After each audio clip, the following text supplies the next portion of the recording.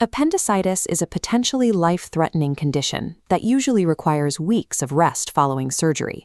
On April 9th, Joel Embiid was in a hospital bed. 17 days later, he was in a playoff locker room, tightly wrapping his abdomen to absorb contact from 250-pound athletes. The Philadelphia 76ers were trailing the Boston Celtics 2-1 in the first round. With their season effectively on the line, the team made a desperate medical gamble to get their MVP back on the floor. To uncover the deeper tactical and historical stories behind the NBA's biggest moments, subscribe to the channel right now. Heading into Game 4, Embiid's return was framed as the ultimate heroic sacrifice. On their own home court, the 76ers hoped this legendary performance would finally break the historical curse Boston has held over the franchise. That toughness created a convincing illusion of hope.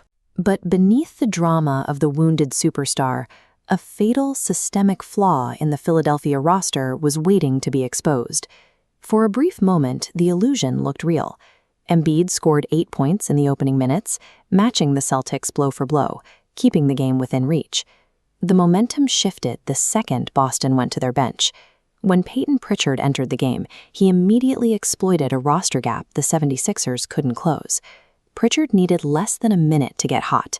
He exploded for 18 points during a decisive 25-10 run, a burst of scoring that broke Philadelphia's defensive spirit before the first half even ended. The contrast in team construction was jarring.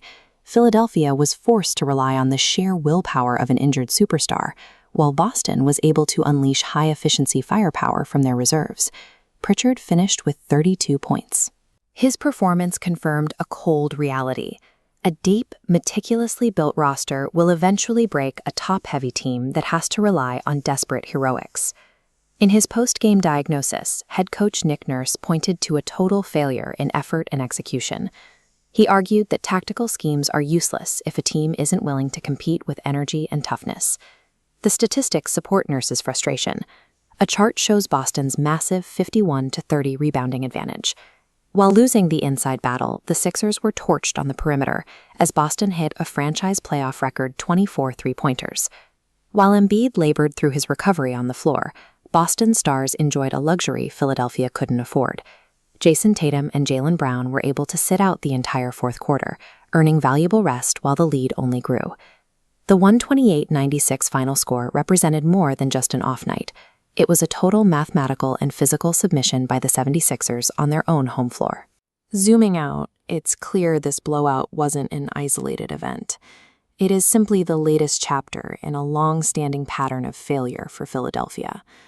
This timeline shows how Boston has repeatedly ended the 76ers season.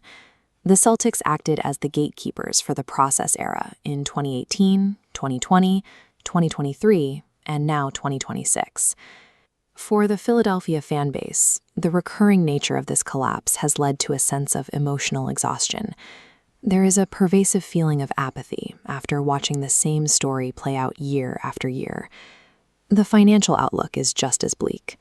The 76ers are locked into massive contracts for an aging Paul George and a center in Embiid who faces constant injury hurdles, leaving them with very little room to pivot.